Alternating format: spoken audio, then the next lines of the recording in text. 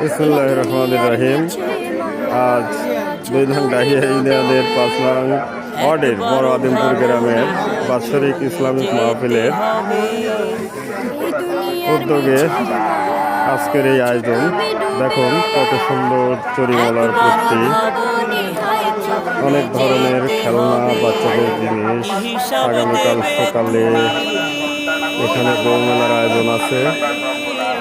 আজকে রাতে শুধু পুরুষ মানুষ, কাল সকালে হবে বউমেলা।